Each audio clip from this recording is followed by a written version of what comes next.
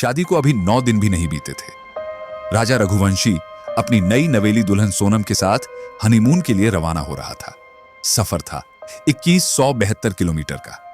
लंबा जरूर था, लेकिन नए रिश्ते की शुरुआत में जो जोश और रोमांच होता है वो दोनों की आंखों से झलक रहा था।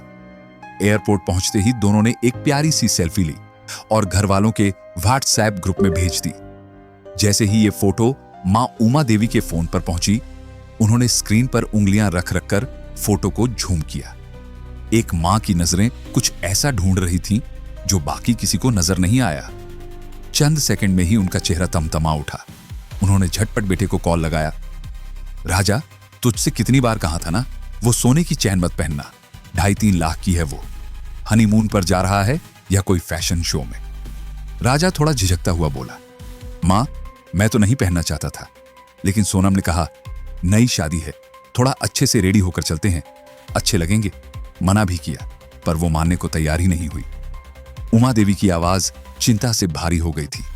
बेटा, बाहर घूमने जा रहे हो, ऐसे में कीमती चीजें दिखाना नहीं, छुपाना चाहिए। कोई बुरी नजर लग गई तो क्या करोगे? चैन को बैग में रख ले, सुन रहा है ना? मां की बातों में जो बेचैनी थी वो किसी और को अति सावधानी लग सकती थी, लेकिन एक मां का दिल कुछ अनजाना सा डर महसूस कर रहा था। वो बार बार बेटे को फोन करती रही, सब ठीक है ना, कहां पहुंचे? पर 23 मई 2025 की दोपहर 1:45 पर सोनम से जो आखिरी बातचीत हुई वही आखिरी बन गई।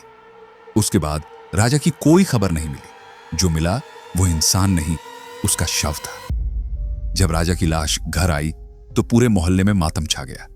उमा देवी तड़प तड़प कर बेटे की तस्वीर से लिपट गई। मुझे माफ कर दे राजा, मैंने तुझे मना किया था, लेकिन तुझे बचा नहीं सकी।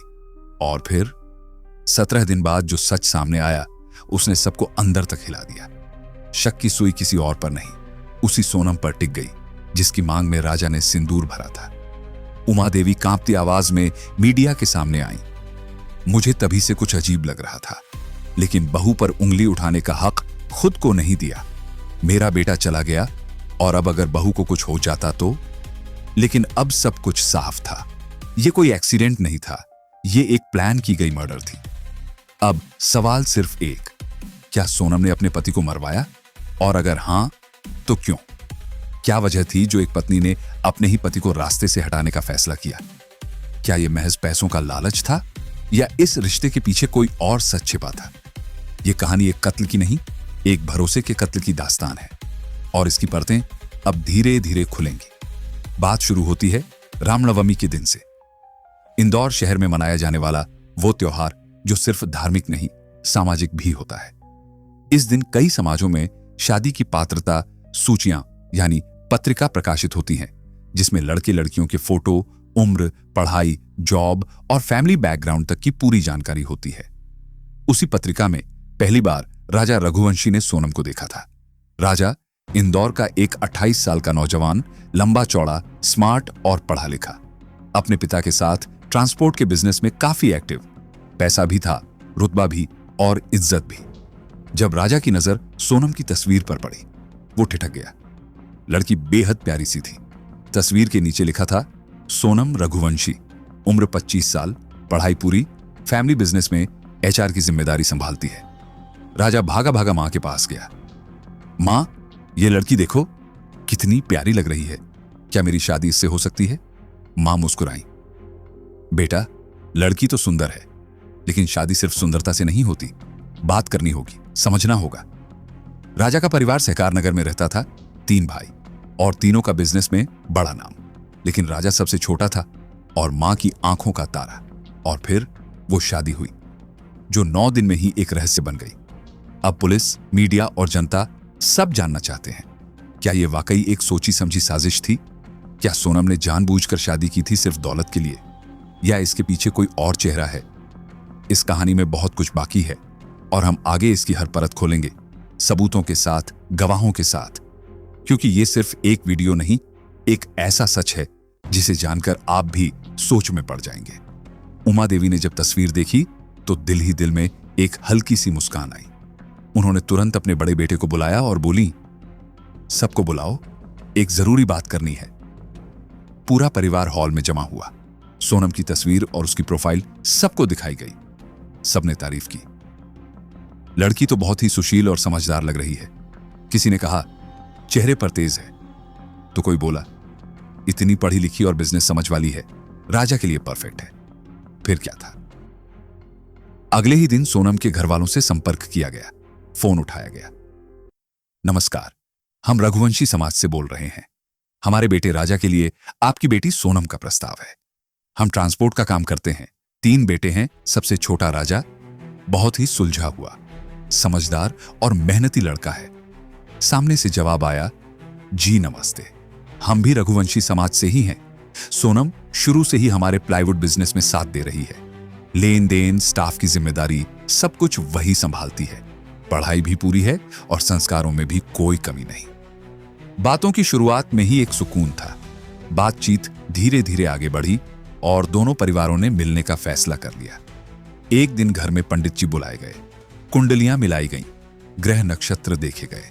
सब कुछ अनुकूल निकला और फिर दोनों तरफ से हां हो गई। अब जो अगला पन्ना खुला वो इस रिश्ते की असली शुरुआत थी।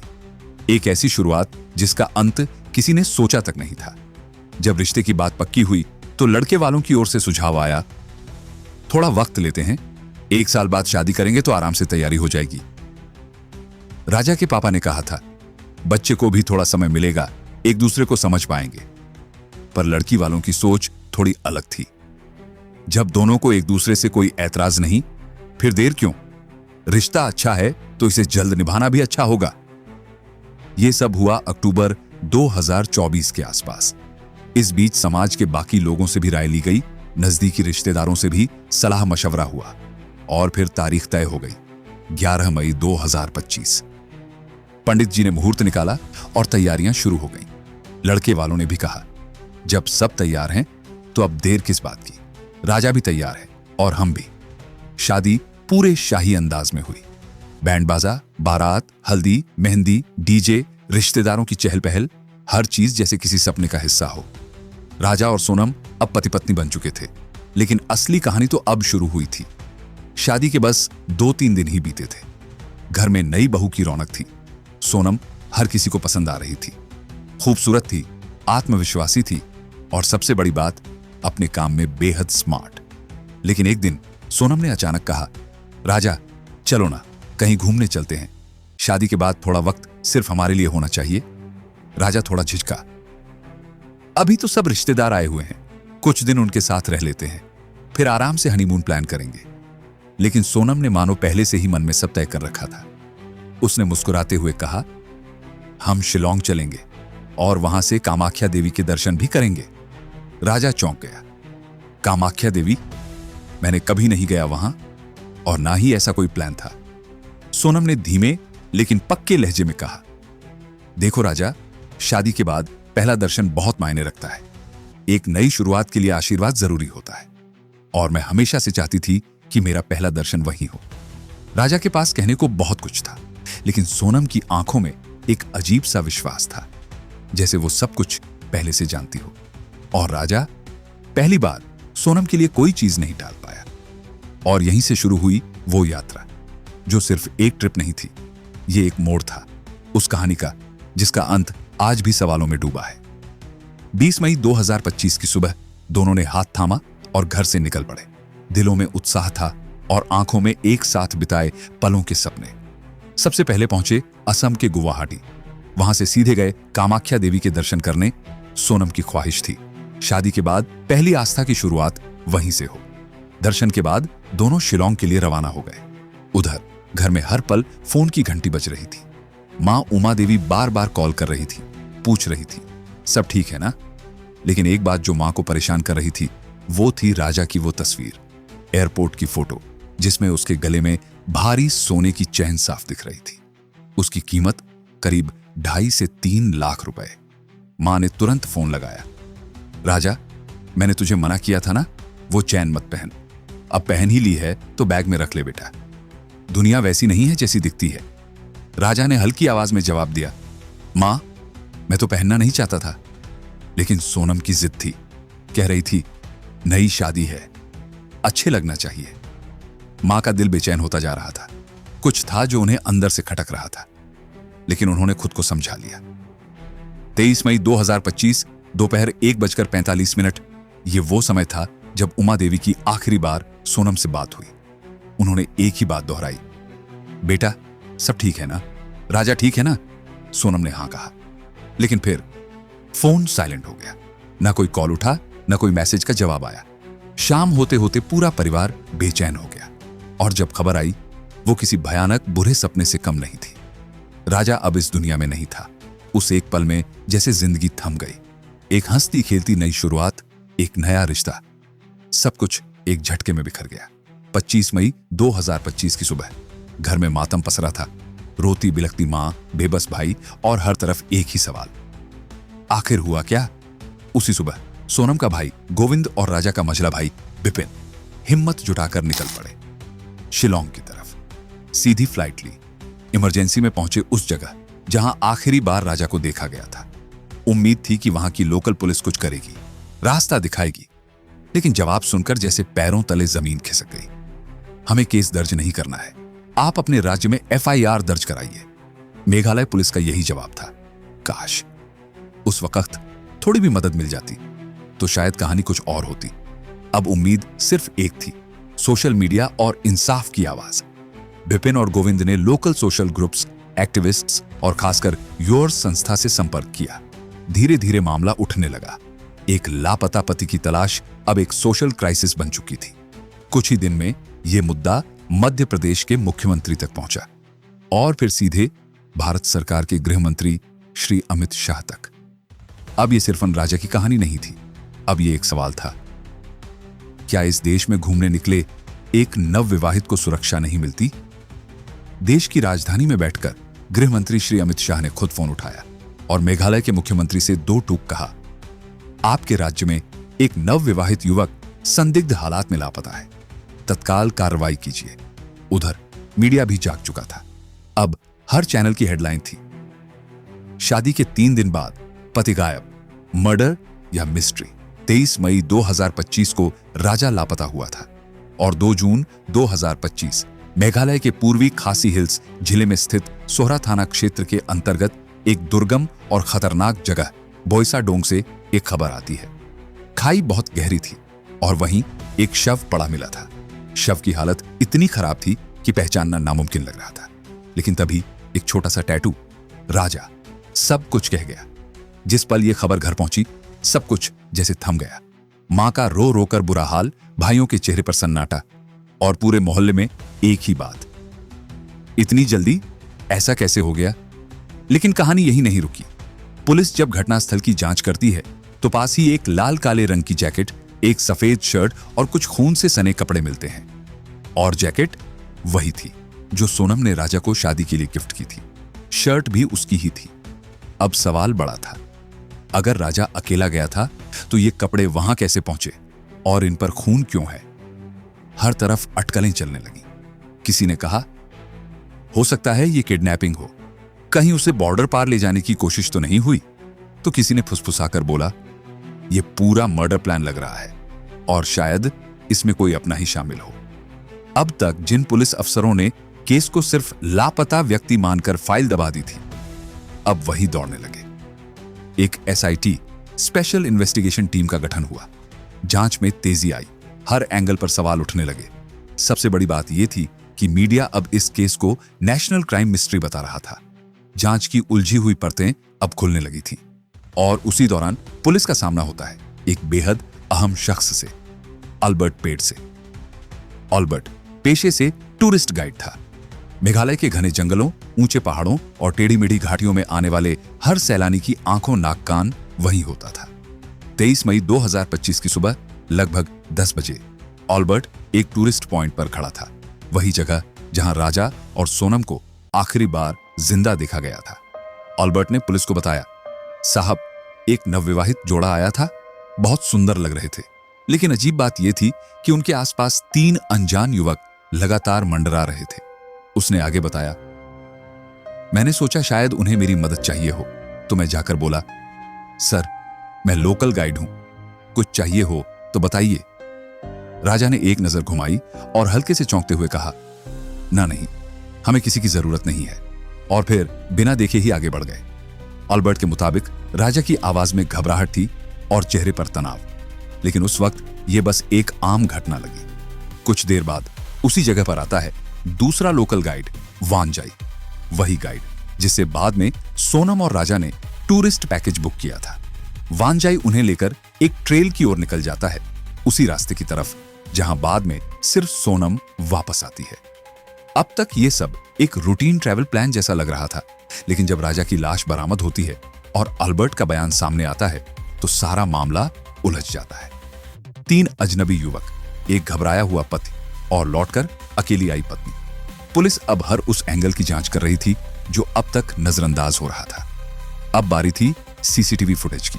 हर hotel, dhaba, airport, road crossing, जहां जहां ये कपल गया था, पुलिस ने एक एक कैमरा खंगालना शुरू किया और फिर सामने आता है एक फुटेज, 4 मिनट 53 सेकंड का एक वीडियो क्लिप, जिसने पूरे केस की दिशा बदल दी। उस सीसीटीवी फुटेज ने सबकी आंखें खोल दी थी। वीडियो में वही महिला दिखती है, लाल और काली जैकेट में, कंधे पर बैग टंगा है, हाथ में फोन है और चेहरे पर गजब की उतावली। वो तेज तेज किसी से बात कर रही है और हर 2 सेकंड में पीछे मुड़कर देख रही है। उसके पास खड़ी है एक लाल रंग की अल्टो कार। कार के अंदर एक युवक बैठा है और दूसरा बाहर खड़ा है। उसकी नजरें कहीं और नहीं, सीधे उसी कपल पर टिकी हैं जो अभी अभी वहां से गुजरा था। शायद कोई और होता तो इसे एक मामूली दृश्य समझकर आगे बढ़ जाता, लेकिन पुलिस अब हर फ्रेम, हर चेहरा और हर इशारे को जोड़ने में जुट चुकी थी। अब शुरू हुई टेक्निकल इन्वेस्टिगेशन। सबसे पहले मेघालय में पिछले कुछ दिनों में बाहर से आए मोबाइल नंबरों की पूरी लिस्ट निकाली गई। लाखों कॉल रिकॉर्ड्स खंगाले गए, हर टावर, हर लोकेशन का डेटा मिलाया गया और फिर कुछ नंबर ऐसे मिले जो इस पूरे केस की नब्ज बन गए। इन्हीं कॉल डिटेल्स से पुलिस को पहली बार यकीन हुआ यह कोई सिंपल ट्रैवल ट्रिप नहीं था, यह एक प्लान की गई साजिश थी। अब पुलिस को चाहिए थी वो लाल अल्टो, उसका ड्राइवर और वो 3 अनजान चेहरे जो अब किसी फिल्म के एक्स्ट्रा नहीं, असली विलेन बनते जा रहे थे। शुरुआत होती है उत्तर प्रदेश के ललितपुर जिले के एक छोटे से गांव दिग्ववार से।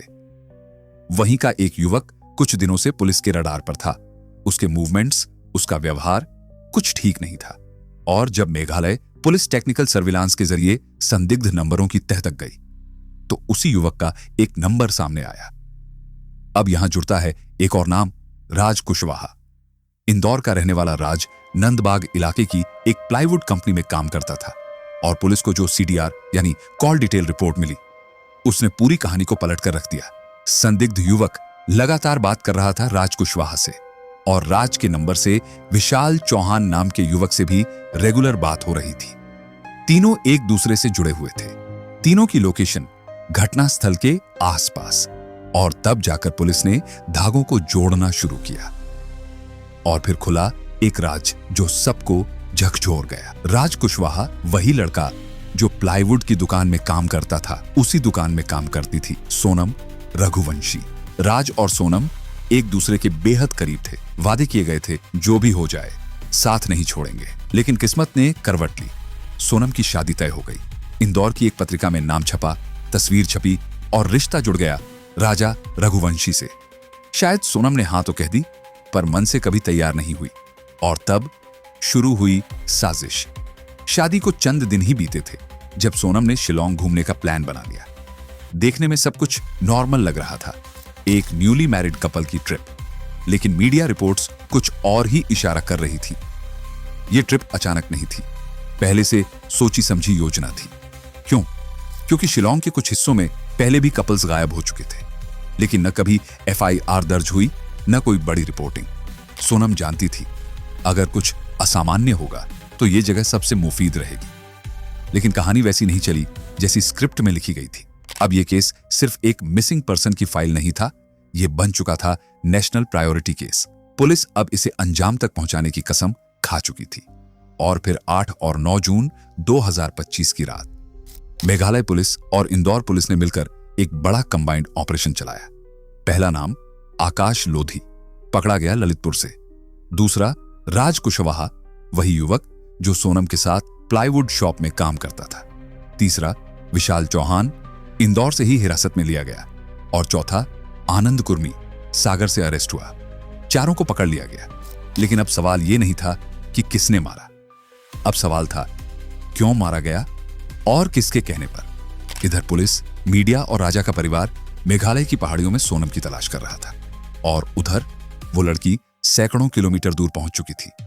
दिन था 8 जून 2025।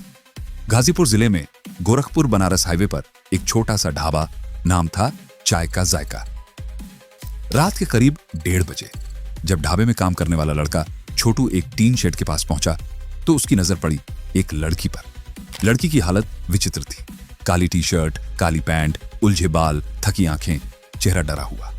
लगता था जैसे कई रातों से नींद नहीं ली। छोटू थोड़ा सहमा, लेकिन इंसानियत ने उसे रोकने नहीं दिया। मैडम, कुछ लेंगी? पानी? खाना? लड़की ने कोई जवाब नहीं दिया, बस जमीन की तरफ देखती रही, जैसे शब्द गले में अटक गए हों। छोटू भाग कर गया अपने मालिक साहिल यादव के पास। साहब, एक लड़की बैठी है, अजीब लग रही है, हालत ठीक नहीं। साहिल खुद आया, धीरे से लड़की के पास जाकर पूछा, बहन क्या हुआ, कहां जाना है? डरिए मत, बताइए। इस बार लड़की ने सिर उठाया, आंखें भीगी हुई और गला कांपता हुआ। मुझे अपने घर वालों से बात करनी है। क्या आप अपना फोन दे सकते हैं? साहिल थोड़ी देर सोचता रहा, पर इंसानियत ने फैसला कर लिया। उसने चुपचाप फोन आगे बढ़ाया। ये लीजिए, बात कर लीजिए, टेंशन मत लीजिए, आप अब सेफ हैं। लड़की ने कांपते हाथों से फोन लिया और एक नंबर डायल किया, शायद भाई का। फोन लगते ही लड़की फूट फूट कर रो पड़ी। भैया, मैं ठीक हूं, बस मुझे यहां से निकाल लो, बहुत डर लग रहा है। आवाज सुनते ही दूसरी तरफ फोन पकड़े खड़े गोविंद जैसे कुछ पल के लिए जम से गए। क्या ये सोनम है जो शिलोंग की पहाड़ियों में कहीं गुम हो गई थी? वो अब गाजीपुर में है? गोविंद की आवाज कांप रही थी। वीडियो कॉल करो, जब तक तुम्हें अपनी आंखों से नहीं देख लूंगा यकीन नहीं होगा। वीडियो कॉल जुड़ते ही स्क्रीन पर वही चेहरा उभरा, उलझे बाल, डरी हुई आंखें और आंसुओं में भीगा चेहरा। हां, वो सोनम ही थी। गोविंद की आंखों से आंसू छलक पड़े। बिना एक सेकंड गंवाए उसने तुरंत इंदौर पुलिस को सूचना दी। फिर क्या था, इंदौर पुलिस ने सीधे संपर्क किया गाजीपुर पुलिस से। सोनम मिल गई है, जिंदा है, डरी हुई है, लेकिन सेफ है। अब यह केस बन चुका था all India high alert case. रात के करीब 3 बजे एक कॉल गया 112 इमरजेंसी सर्विस पर। कुछ ही मिनटों में गाजीपुर पुलिस स्टेशन से अधिकारी मौके पर पहुंचे, लेकिन तब तक सोनम बात करते करते बेहोश हो चुकी थी। पुलिस ने देर न करते हुए उसे जिला अस्पताल में एडमिट कराया। डॉक्टर्स ने तुरंत मेडिकल जांच की। फिर उसे भेजा गया सखी वन स्टॉप सेंटर, जहां महिला सुरक्षा के तहत उसका ध्यान रखा गया। यह सेंटर महर्षि विश्वामित्र मेडिकल कॉलेज परिसर में था, पूरी सुरक्षा और गोपनीयता के साथ।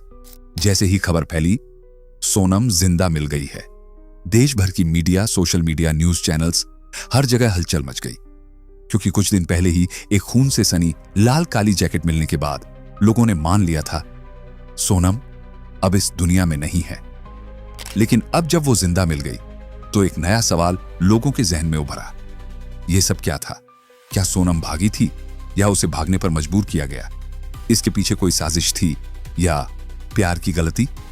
अब केस की जांच 2 भागों में बंट चुकी थी। एक तरफ थी मेघालय पुलिस, जिनके पास लोकेशन डेटा, टेक्निकल सर्विलांस और संदिग्ध कॉल रिकॉर्ड्स थे। दूसरी तरफ थी सोनम खुद, जो अब पूरी कहानी बता सकती थी। इस बीच यूपी के लॉ एंड ऑर्डर अधिकारी अमिताभ यश ने बयान दिया, हम लगातार मेघालय और इंदौर पुलिस के संपर्क में हैं। यदि वो लड़की को अपने साथ ले जाना चाहें तो यूपी पुलिस पूरा सहयोग करेगी। और फिर जांच में जो कड़ी सबसे अहम साबित हुई वो था सोनम और राज कुशवाहा के बीच का पुराना, लगातार और गहरा संपर्क। Call records, chats, location history, सब कुछ साफ साफ इशारा कर रहे थे कि यह महज एक एक्सीडेंट या मिस्टेक नहीं थी। ये एक सोची समझी साजिश थी, जिसे प्यार, धोखे और बदले के ताने बाने में बुना गया था। अब असली सवाल यह था, क्या पूरी साजिश की मास्टरमाइंड सोनम खुद थी, या फिर क्या राज कुशवाहा ने ही उसे बहकाया था? क्या यह एक मर्डर प्लान था जो किसी वजह से अधूरा रह गया, या फिर यह सब एक स्क्रिप्टेड ड्रामा था जिसमें पूरा सिस्टम और सोनम का परिवार तक एक जाल में फंस जाए? जवाब किसी के पास नहीं था, लेकिन शक हर तरफ गहराता जा रहा था। अब तक इस खेल के जितने मोहरे थे, राज कुशवाहा विशाल चौहान, आकाश लोधी और आनंद कुर्मी सब पुलिस की गिरफ्त में आ चुके थे। अब बारी थी पूछताछ की। एक एक परतें खोली जानी थी, एक एक राज को उजागर करना था। लेकिन ठीक उसी वक्त जब उम्मीद थी कि सोनम सब बताएगी, उसने एक नई कहानी शुरू कर दी। बार बार बेहोश हो रही थी, कहती थी, मुझे जबरन यहां लाया गया, मुझे कुछ नहीं पता, मुझे तो बस जहर देकर कहीं फेंक दिया गया। लेकिन अब तक जिस केस में टेक्निकल सबूतों की बाढ़ आ चुकी थी, जिसमें हर लोकेशन पिंग, हर कॉल डिटेल एक अलग कहानी कह रही थी, उसमें सोनम की ये बातें पुलिस को हजम नहीं हुई। शिलोंग से गाजीपुर 1163 किलोमीटर, देश के आधे हिस्से में तुम लापता थी। इतनी लंबी दूरी, और तुम कह रही हो तुम्हें कुछ याद नहीं। अब पुलिस को यकीन हो चुका था, यह कोई जादू नहीं था, यह एक सोच समझकर बना प्लान था। पूरे केस का ताना बाना अब इस सवाल पर टिक गया था, क्या सोनम सिर्फ शिकार थी या शिकारी भी? 23 मई की दोपहर की एक सीसीटीवी फुटेज अब सबके सामने है। 3 लोग और उनके साथ सोनम बेहद नजदीकी में। सिर्फ एक चीज गायब है, राजा रघुवंशी। इस फुटेज ने जांच की दिशा ही बदल दी। पुलिस ने जब सोनम का मोबाइल खंगाला तो वहां 2 नंबर लगातार एक्टिव थे। पहले नंबर की लोकेशन ट्रेस हुई, इंदौर से लिंक मिला। दूसरे नंबर का रिकॉर्ड देखा गया, वो भी इंदौर से जुड़ा। और तभी सामने आया एक नाम, राज कुशवाहा। अब मेघालय पुलिस को शक नहीं, यकीन हो चला था। जिस सोनम को वो अब तक मिसिंग वाइफ मानकर खोज रहे थे, वही अब इस मर्डर मिस्ट्री की सबसे बड़ी साजिशकर्ता लग रही थी। इसी बीच मेघालय पुलिस ने इंदौर पुलिस से संपर्क किया और सारी कहानी रख दी। एक राजा, एक हनीमून, एक कत्ल और एक पत्नी। इंदौर पुलिस ने जैसे ही केस की गहराई में उतरना शुरू किया, राज कुशवाहा समेत तीनों सुपारी किलर धीरे धीरे गिरफ्त में आ गए। और फिर आई वो कहानी जिसने सबको हिला दिया। 23 मई को दिन में ही राजा रघुवंशी की हत्या कर दी गई थी। जगह थी एक सुनसान झरने की ओर जाती ट्रैकिंग पगडंडी। 3000 स्टेप नीचे एक वाटरफॉल था, जहां 4 लोग एक साथ गए थे, सोनम, राजा और वो 3 किलर। एक दिन पहले ही दोस्ती हो चुकी थी। राजा को शायद अब भी शक नहीं था। गुवाहाटी से खरीदा गया एक धारदार चाकू, जिसे दाव कहा जाता है, वो अब इस प्लान का आखिरी हिस्सा बनने वाला था। वो जगह सुनसान थी, आसपास कोई नहीं था।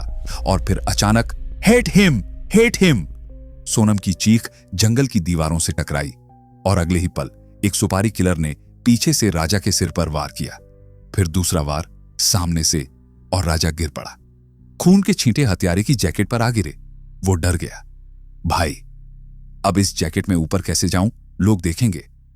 उसने वो जैकेट उतारी और राजा की लाश के पास फेंक दी। अब सवाल था, पहने क्या? तभी सोनम ने अपना रेनकोट उसे पकड़ा दिया। उसने जल्दी से पहन लिया, लेकिन जैसे ही रेनकोट पहना, देखा कि उस पर भी खून के छींटे थे। अब वो समझ गया था, शायद आजादी का ये रास्ता खून से लथपथ है। अब आप सोचिए, कोई पत्नी जो अपने पति के साथ हनीमून ट्रिप पर है, वो कैसे किसी को साथ लेकर इस हद तक जा सकती है? क्या सिर्फ प्यार में पागल होना काफी है किसी की जान लेने के लिए? या फिर यह साजिश पहले से ही प्लान थी? हर स्टेप, हर बहाना एक स्क्रिप्ट का हिस्सा। शायद जब वो हमला हुआ तो खून की बौछार चारों तरफ उड़ी थी, और जब पुलिस को रेनकोट पर खून के निशान मिले तो यही बात साफ हो गई कि सोनम कहीं दूर नहीं, राजा रघुवंशी के बेहद करीब थी। अब क्योंकि रेनकोट भी एक सबूत बन चुका था, कातिलों ने चाल चली। 6 किलोमीटर दूर जाकर वो रेनकोट फेंक दिया गया ताकि पुलिस गुमराह हो जाए। इसके बाद तीनों सुपारी किलर वहां से निकल लिए, गुवाहाटी पहुंचे और फिर अलग अलग रास्तों से अपने ठिकानों की ओर रवाना हो गए। यही थी उनकी आखिरी मुलाकात। और फिर उसी रात सोनम भी वहां से खिसक गई, सीधे इंदौर पहुंच गई। अब यहां तक की कहानी तो खौफनाक थी ही, लेकिन इन हथियारों तक पहुंचने में पुलिस को एक छोटी सी गलती ने बहुत बड़ा ब्रेक थ्रू दिया। सोनम और राजा ने हनीमून के दौरान स्कूटी किराए पर ली थी, घूमने फिरने के लिए। जब तीनों किलर पहुंचे तो उन्होंने देखा कि उस इलाके में टूरिस्ट लोग पहाड़ियों की खाइयों तक जाने के लिए स्कूटी लेते हैं। बस यहीं वो चूक गए। कातिलों में से एक ने भी स्कूटी किराए पर लेने की कोशिश की। अब आप जानते हैं, किसी भी जगह स्कूटी किराए पर लेने के लिए आईडी कार्ड देना जरूरी होता है, और उनके पास कोई फेक डॉक्यूमेंट था नहीं। गलती से उसने अपना असली आधार कार्ड और उसकी फोटो कॉपी थमा दी। बस यही भूल उनकी सबसे बड़ी पहचान बन गई। जब पुलिस ने गहराई से तफ्तीश शुरू की तो उन्होंने उन चुनिंदा दुकानों से पूछताछ की जो टूरिस्ट्स को स्कूटी किराए पर देते हैं। अधिक वक्त नहीं लगा। 23 मई से एक दिन पहले यानी 22 मई को 3 लड़कों ने एक साथ स्कूटी ली थी। दुकानदार ने उनके दस्तावेज संभाल कर रखे थे। आईडी कार्ड से नाम निकला और साथ ही पता भी इंदौर का। बस यहीं से पुलिस को चेहरा भी मिला और पहचान भी, आईडी कार्ड और कॉल डिटेल्स। अब दोनों में कनेक्शन साफ दिखने लगा था। इसी कड़ी को पकड़ते हुए पुलिस एक एक कर चारों को गिरफ्तार करने में सफल हो गई। सोनम को अब लग चुका था कि खेल खत्म हो चुका है और इसीलिए 9 जून की रात वो खुद एक ढाबे पर जा पहुंची और वहीं पुलिस के हत्थे चढ़ गई। अब इस केस को जिस नाम से फाइल किया गया वो नाम था ऑपरेशन हनीमून, क्योंकि यह हत्या एक ऐसे हनीमून के दौरान हुई थी जहां प्रेम और घृणा दोनों साथ थे। सोनम और राजा अपने शादी के पहले ट्रिप पर निकले थे, लेकिन एक जिंदा लौट आया और दूसरा लाश बनकर भी नहीं लौटा। जो मिसिंग थी वही अब सबसे बड़ा सवाल बन गई थी। ऑपरेशन हनीमून 9 जून की रात सोनम की गिरफ्तारी के साथ एक मोड़ पर पहुंचा जहां सच्चाई अब मुंह छुपा नहीं सकती थी। लेकिन इसी जांच के बीच एक और सवाल उठ खड़ा हुआ। क्या सोनम को यह शादी मंजूर नहीं थी? अगर वो सच में राज कुशवाहा से प्यार करती थी तो क्या उसके पास और कोई रास्ता नहीं था? क्यों नहीं वो अपने घर से भाग गई? क्यों नहीं उसने अपने मां बाप से कहा, मैं इस लड़के से शादी नहीं करूंगी? अगर वो राज से इतनी मोहब्बत करती थी तो फिर राजा रघुवंशी से शादी क्यों की? ये सवाल आज हर किसी के जहन में घूम रहा है। इसका जवाब राजा रघुवंशी के घर वालों ने एक दमदार इल्जाम के जरिए दिया। उन्होंने कहा, सोनम ने यह शादी मोहब्बत से नहीं, मंगल दोष मिटाने के लिए की थी। सोनम और राजा दोनों मांगलिक थे। ज्योतिष कहता है कि अगर 2 मांगलिक एक दूसरे से शादी करें तो दोष कम हो जाता है, लेकिन अगर एक मांगलिक किसी गैर मांगलिक से शादी करे तो उसकी उम्र भी घट सकती है, जान भी जा सकती है। बस इसी सोच के साथ सोनम ने राजा रघुवंशी से शादी करना मंजूर किया। उसे पता था, राजा से शादी कर लूंगी तो मेरा मंगल दोष उतर जाएगा और फिर मैं राज कुशवाहा से शादी कर सकूंगी बिना किसी खतरे के। 11 मई को शादी हुई। 11, 12, 13 सिर्फ 3 दिन ससुराल में रही सोनम। 3 दिन की दुल्हन थी वो उस घर में। 14 मई को वो मायके लौट गई और फिर कभी वापसी नहीं की। 18 तारीख को उसने कहा, मैंने हनीमून के लिए टिकट बुक कर लिया है। 20 मई को सोनम अपने मायके से सीधे इंदौर एयरपोर्ट पहुंचती है, राजा अपने घर से। फिर दोनों फ्लाइट पकड़ते हैं, बेंगलुरु होते हुए गुवाहाटी पहुंचते हैं। लेकिन अब सच्चाई यह है कि राजा के लिए यह सफर सिर्फ हनीमून नहीं था, बल्कि जिंदगी का आखिरी सफर था। क्योंकि जैसे ही सोनम 14 को मायके पहुंची, राज कुशवाहा से मिलती है और वहीं से शुरू होती है ये डरावनी साजिश। 14, 15 और 16 3 दिन में पूरा प्लान तैयार कर लिया गया। 17 मई को तीनों सुपारी किलर निकाले गए इंदौर से और वो भी गुवाहाटी होते हुए मेघालय पहुंच गए। सोनम का इरादा एकदम साफ था, पहले राजा से शादी करूं, मंगल दोष उतर जाए, फिर उसे रास्ते से हटा दूं ताकि राज कुशवाहा की जान पर कोई संकट ना हो। और उसके दिल में एक और प्लान चल रहा था, अगर राजा रघुवंशी की मौत हो जाए तो वो विधवा कहलाएगी, फिर मेरे घर वाले राज कुशवाहा से शादी करने से नहीं रोकेंगे। उसने सोचा होगा, एक विधवा की शादी तो वैसे भी मुश्किल होती है और यहां एक लड़का तैयार बैठा है, तो दोनों मिशन पूरे हो जाएंगे। एक मंगल दोष हटाना और दूसरा प्रेमी से शादी करना। लेकिन कुदरत के पास शायद एक अलग स्क्रिप्ट थी। राजा मारा गया, राज कुशवाहा भी अब हमेशा के लिए छिन गया और सोनम वो खुद अब जेल में है। जिस खेल को वो जीतने निकली थी वो खुद चेकमेट हो गई। हाथ कुछ नहीं आया, कहानी खत्म नहीं हुई। ये एक आईना है हमारे समाज के लिए, जहां इंसानियत, प्यार और लोभ एक ही कहानी में एक दूसरे का खून करते हैं। क्या आपको लगता है मंगल दोष सच में जान ले सकता है, या ये सब सिर्फ इंसानी लालच की एक और चाल थी? कमेंट में जरूर बताएं। आपकी राय क्या है?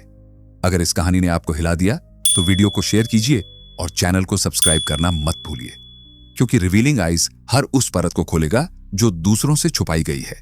मिलते हैं अगली कहानी में एक और बेनकाब हकीकत के साथ।